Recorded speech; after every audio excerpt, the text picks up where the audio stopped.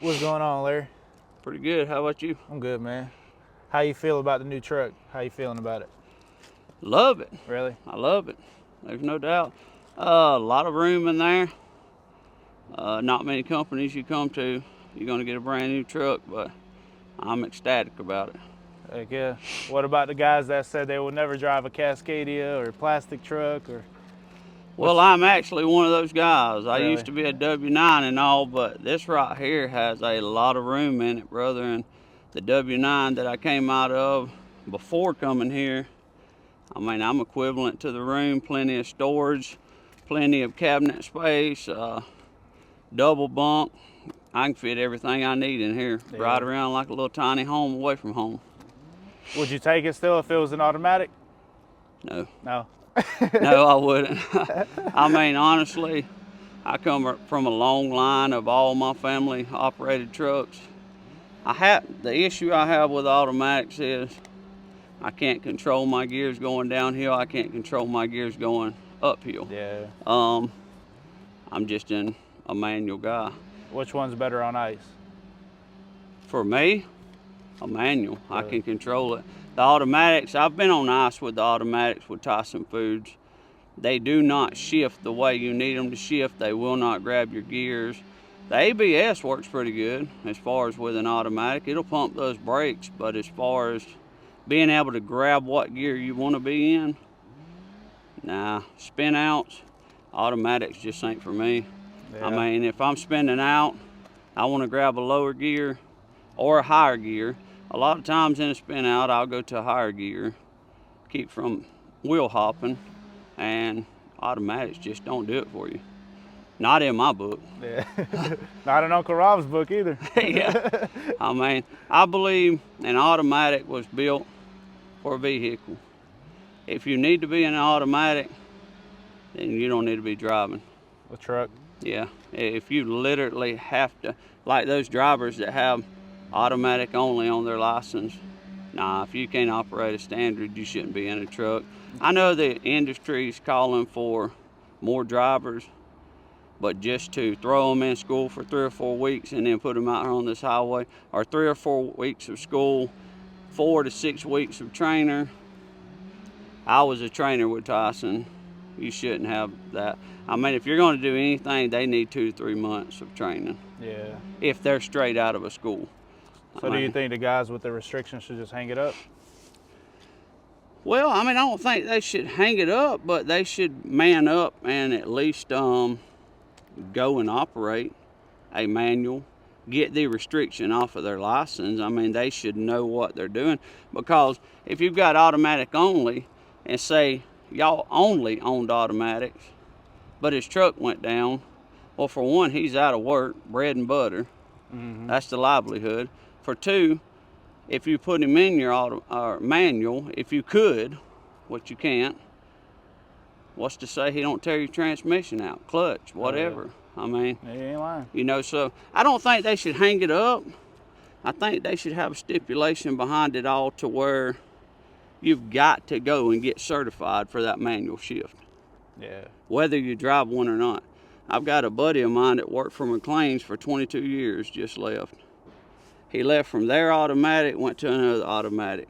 He drove a manual way back under, but he wanted the automatic because he said he ain't drove a manual in so long he didn't know if he could catch the gears. Damn. I drove for Tyson almost 3 years before I went back into a manual, and I was in automatic then, hated it, but it was my job. And if y'all would have had an automatic, I probably would have took it. I mean, because it's not a deal breaker for me. Yeah. But being as y'all had a manual, hey brother, that was exciting right there. I said, oh yeah, I go straight into what I want. But when I left and went back to Midwest and started heavy haul again and manual, it was just like butter. I mean, it's like anything else you do out here. Yeah. Once you've been trucking, you know what you're supposed to do. I don't care what all these pin pushers come up with. Yeah. That's what They I come call up with them. a lot though. Hey, they do. All this Bendix and stuff they put on there, gadgets and gizmos, they help out a lot. I was one of those truckers when I was on paper, I said, man, I am not going ELD. If they force us ELD, I'll quit. ELD is a good thing. You don't got to do your paperwork at the end of the day. Yeah. The bells and whistles, they're a good thing. They'll notify you if you're not paying attention. But if you're a good driver, your head's on an oscillating fan. So you're paying attention. You don't need the bells and whistles. They'll help. But the paper pushers, I think, they've made the industry tough. Yeah. There's no doubt. You think new drivers would survive back in the day? No, they won't survive back in the day because the new drivers nowadays, I mean, you got to think. Every time you turn around, well, where I used to work, the new drivers, they're needing money. I mean, cash advances every time you turn around. Back in the day, if you didn't have money in your pocket, I know what from my grandfather's experience, well, you wasn't running, you wasn't operating. Mm-hmm. So this technology, if it goes down, they're up Poop Creek without a paddle, brother. I mean, that's my opinion. Everybody's got it. Yeah. The next question to that would be, would you go out and get your CDL right now if you were a new driver? Or would you do something else? If I was a new driver, or wanting to get into it? Well, me myself, I would say yeah. If I didn't have a CDL, I would. But I mean, when I was in kindergarten, you know, you stand in front of the class way back yonder, and they say, "Well, what you want to be when you're older?" I said, "I'm gonna drive one of them big trucks, just like my papaw." You ain't tell them a Democrat? No, no, Lord, no. They ain't no way. I'm nowhere near a Democrat. My wife, I had her run around all over the place. People who didn't have vehicles running around to vote for Trump. Really? I said, no way. I told them, I said, we ain't gonna play that scenario like last year. They gonna steal something. I said, everybody ain't got a vehicle. You call us. We'll take you to go vote. So no, Hey. Democrats not even on my party. You did what you could. Yes, sir. You think Trump's gonna fix the country? I think maybe, me and my brother-in-law was talking about it, July, maybe August, we might see a change in freight prices. Might see fuel come down a little. If he can never get the oil pumping back over here, we might see a big break in the fuel. Yeah. Me, myself, I'd like to see fuel around $2.50 a gallon, but that's probably just a dream. Shoot, we'll see. I guess time will tell. Yes, sir. But do I think he'll fix the country? Absolutely.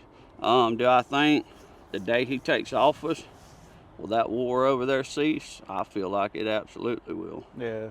They wouldn't want me to be the president of the country. I wouldn't be in there long. What's one thing you would change about the trucking industry?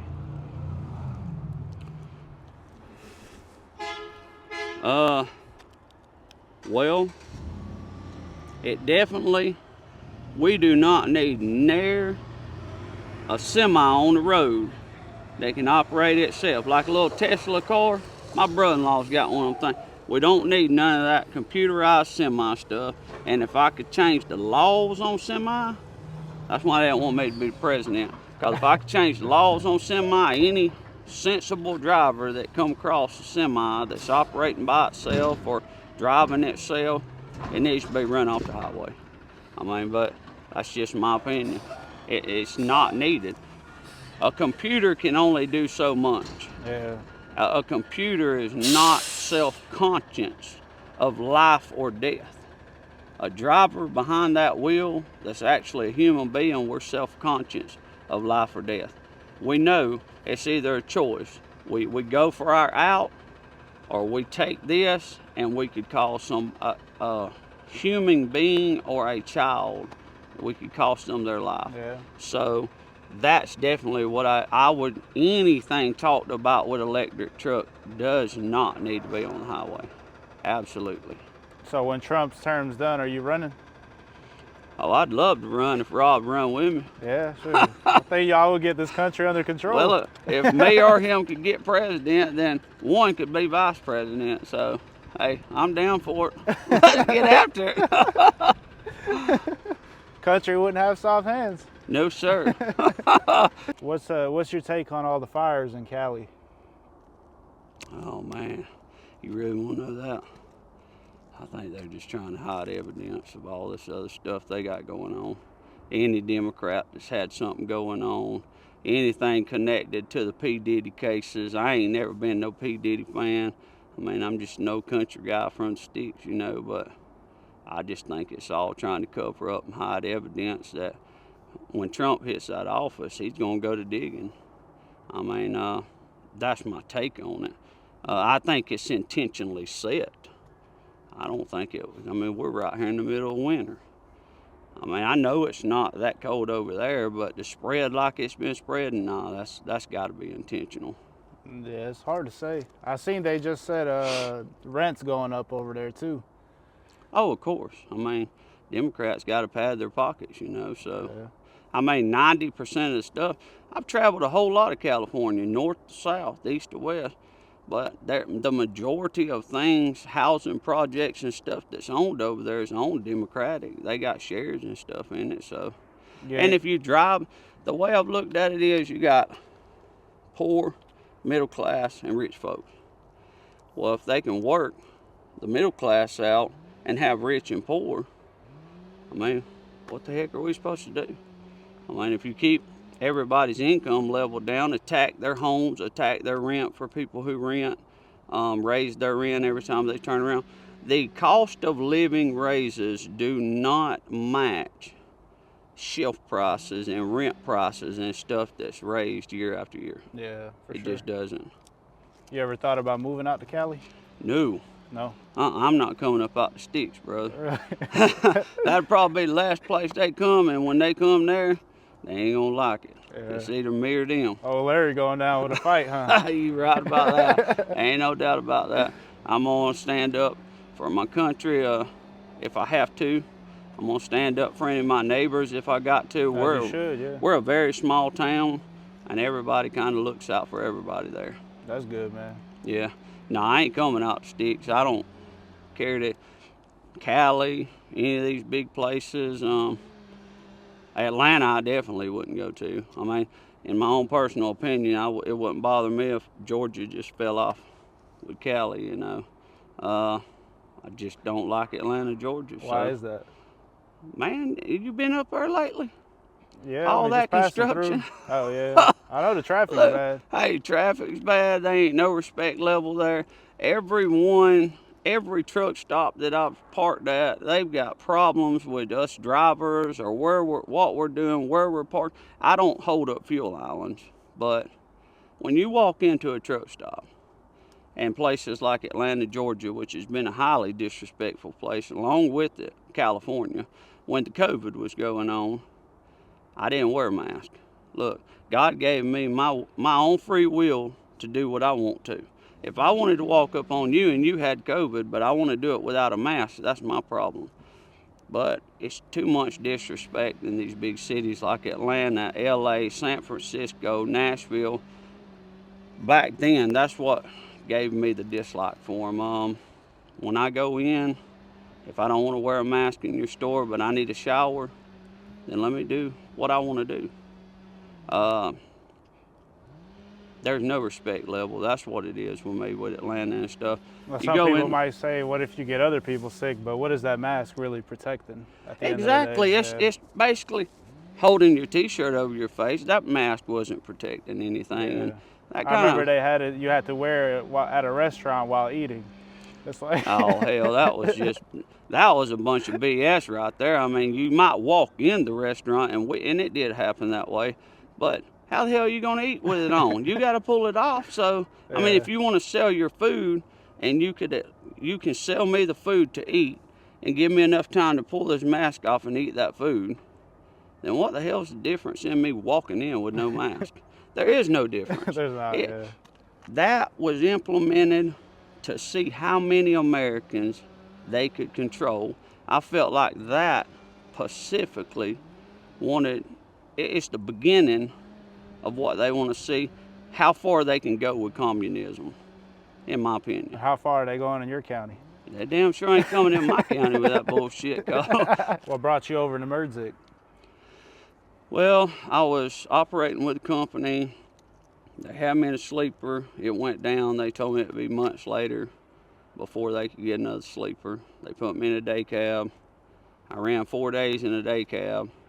and one day ran out of clock. This specific company did not run PC.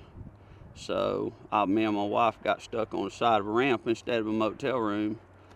I was thinking $300 or $400 a week motels. It just don't add up to me.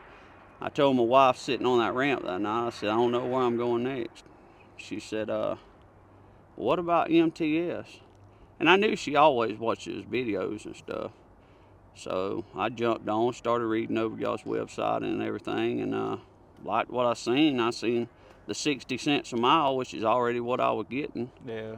I said, well, I don't have to fight for a pay rate or nothing, so I just filled out the app, decided to come on over. I saw all the new Skittles bunch, so I said, well, if I get down there quick enough, I might get one of them new ones. That's what you did. Yes, sir. What are you gonna name it? I think Titan's pretty good with me. I like the name Titan. Titan. I'm not a Tennessee Titans fan. I don't have an issue with them. I do play against my son sometime when he wants to play football. I pick the Titans. But I'm an Auburn fan, college-wise. But I just think Titan looks pretty good. Yeah, I think it fits. I like the color because I felt like it fitted y'all's Jaguars team. She's the one who said, man, we need to get that teal one, baby. I said, well, happy wife, happy life, you know. That's what they say. That's what they say. They just don't tell you the real truth. What city got the worst drivers? What city? Or state? Oh, state? Definitely. That's a toss-up between New Jersey and New York. I was up there teaming with a brother-in-law of mine, and we were trying to get to a toll bridge, and those cars definitely would not give us a break at all. I literally had to get out and stand in front of vehicles for him to maneuver that truck through there. So I would say it's got to be New Jersey or New York one. Yeah, that's my pick. Damn up there, huh? Yeah, and hopefully I don't have to see that place much up yonder. But when I do, I'll go over yonder, you know. But what about Atlanta?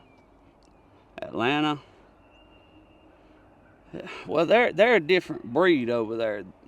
The four-wheelers, that's what I call them. They just have no respect. Atlanta, and you've got, I'd say Nashville and Atlanta is running neck and neck. But Crashville, definitely. That's a good name because I've definitely said that many a time. They're running neck and neck, but Atlanta's probably got them by a few percent right now because all that damn construction over there. Look here. I've been in trucks going on 12 plus years legally, riding with my grandpappy way before that. And that damn construction over in that city never ends. Another place I don't like is out there on I-20, headed towards Shreveport. If you headed out toward Texas, you hit Shreveport, you better have you some good shocks and airbags because it'll beat the holy hell. They need some road work done out yonder, brother. Rob said the same thing. Hey, that place right yonder. You hit a pothole, it'll turn your music off. It will if it ain't got good connection. Ain't no doubt. Oh, man. What's the most miles you've ever done? In one day? Yeah. Oh. Back in the day. Well, we talking paper? Yep. Oh, about 1,300 in a day. 1,300? Yeah. What's the max that's possible, you think? The max that's possible right now on ELD or? Back in the day. Oh, back in the day, my uncle, he used to pull 1,700 miles. He started out over here in Georgia. Now, I don't really know what he was doing to get that far, but after about 1,100, 1,200, I was ready to tap out for at least 4 or 5 hours. But the max, I've seen them do 1,700, 1,800. So what Rob was saying is true then, huh? Oh yeah, back in the day now, my grandpappy, he used to crank up over and load in Georgia, and he'd be sitting in Cali in about 22 to 27 hours, but of course he had a triple-digit truck then too. Yeah. I mean, thing wasn't nothing to run 105 mile an hour out there on the West Coast. Shoot, we thought we were just sailing across yonder. Now, I mean, on ELD, what I've done legally on about a 72 mile an hour truck, I did 831 miles, but I was rolling down some damn hills pretty quick. So that's the best I've done. Now on the 80-mile-an-hour truck I had, I think I hit 870 on it. Oh, okay. But I was pressing 80 just about everywhere I went. What about the guys that do 300 and call it a day? Oh, they're not drivers, brother. What they doing out there? I mean, they're just out there trying. I mean, I guess they're on vacation, if you ask me, but are trying to see the world at somebody else's dollar. But I mean, you're seeing it out a 70-mile-an-hour tour. I mean, why not just do it on your own dollar? Then you can actually stop and experience it. But 350 miles a day, brother, you need to hang up your hat. I mean, that's why, in my opinion, again, that this daggum industry is calling for more and more and more. Oh, driver shortage, driver shortage. There's not a damn driver shortage. Yeah. I mean, well, when I say that, You got too there's many a driver shortage of a real driver. Yeah. But there's not a driver shortage of what I call a damn steering wheel holder. Because if you're just holding that steering wheel and after 5 hours, look, 350 miles, you can put that down in 5 hours if you're running 70, 74. Yeah. As long as you keep that foot down. The door closed. But the door closed too, man. They stopping on the side of highways. Every time you turn around, somebody's pulled off on the ramp. I had one up there in Nashville the other day. Pulled over, and I was coming up behind him. I shifted my lanes, and you wouldn't believe, oh, it was a Swift driver, by the way. But this dude just darts back out. He don't even get along the highway with his flashers running to pick up speed. And he don't just come into the right lane. He takes 2 lanes. And boy, my wife, she's a panicker. Oh. I said, don't worry about it. Larry got it under control, huh? I said, yeah, we had a steer tire blow on us one time, Lord. I thought she was going to come out of the seat. But I just glided along. I said, woman, can you calm down? Let me get this truck off the highway. Because I wasn't doing nothing but letting her coast, you know. Yeah. Worst thing you can do is tap that brake. True. But, no, I would say Atlanta, answering your question, would probably trump Nashville. Now, if you get out yonder in Los Angeles and stuff, which I'm pretty sure y'all don't run too much of that West Coast, Los Angeles would probably trump it all. Yeah. In my opinion. That place right there is a god dog nightmare. Have you ever seen the black dog? Is that a real thing? I've never seen the black dog, brother. I have seen a black bear. But I know what you mean, black dog. Now, as far as what my grandfather referred to black dog, he says he saw it and all. I've never seen that myself. I've seen a hellacious lot of black ice, but the black bear was really a scene. But no, as far as what everyone's spoken about black dog, I haven't seen it myself. So maybe I didn't drive far enough. So is the black bear your variation of the black dog? Or was It could be, because I've only seen it once. I only saw it once, and were you pushing hard that day? oh, I was definitely tired, brother. I was out on that paper log then, and I was sure trying to get stuff done. I'd already come from like Colorado across to Virginia, dropped. Well, the thing was, of course, we're on paper. I was way over the clock mileage-wise, and that's the day when I was from there to the house. I started to do a couple hour break and just reset my logs in the morning, and I said, you know what, man, I'm headed to the house. So what I say, I was the only one in the cab, so what I thought I saw was a black bear, but it could have possibly been the black dog, I don't know, but it's only been seen once, and that was when I really pushed. Yeah. So other than that, I haven't saw it again. Of course, not many's gonna see it on this ELD stuff, so, you know. My granddaddy, he talked about it a lot, though. So it is real. People have seen it. Oh, I believe. Yeah. I believe.